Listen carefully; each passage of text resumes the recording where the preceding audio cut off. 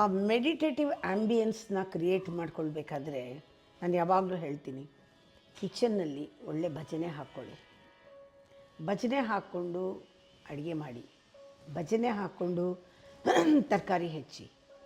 ಕ್ಷಣ ಕ್ಷಣನೂ ನಾವು ಕಳೆಯೋದು ಆ ಪರಮಾತ್ಮನ ಕಡೆಗೆ ನಮ್ಮ ಮನಸ್ಸು ತಿರುಗ್ತಾ ಇರಬೇಕು, ಆ ಕಡೆಗೇ ಹರಿತಾ ಇರಬೇಕದು. ಅದಕ್ಕೇನು ಬೇಕೋ ಹೊರಗಡೆಯಿಂದ ನಾವು ಸೃಷ್ಟಿ ಮಾಡ್ಕೊಳ್ಬೋದು. ನೀರು ಕುಡಿಯೋವಾಗ್ಲೂ ಅಷ್ಟೇ, ನಮ್ಮ ಮನಸ್ಸು ಆ ಕಡೆ ತಿರುಗಿದ್ರೆ ಅಮೃತ ಆಗತ್ತದು.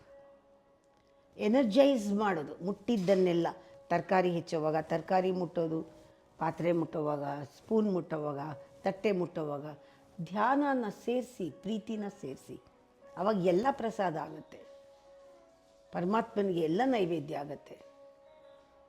ತಿನ್ನೋವಾಗ ಎಲ್ಲರನ್ನೂ ಇನ್ಕ್ಲೂಡ್ ಮಾಡ್ಕೊಂಡು ತಿನ್ನೋದು. ಯಾವತ್ತೂ ಲೈಫ್ನ ಮ್ಯೂಸಿಕ್ ಥರ ಟ್ರೀಟ್ ಮಾಡಬೇಕು.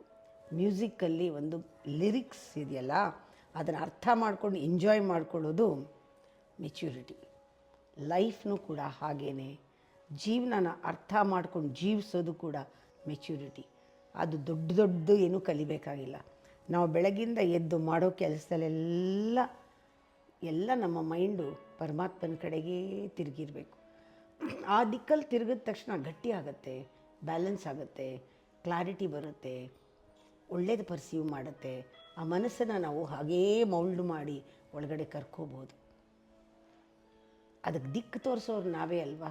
ಅದರ ದಿಕ್ಕಲ್ಲಿ ಹೋಗಬಾರ್ದು, ನಾವು ಅದಕ್ಕೆ ದಿಕ್ಕು ತೋರಿಸ್ಬೇಕು.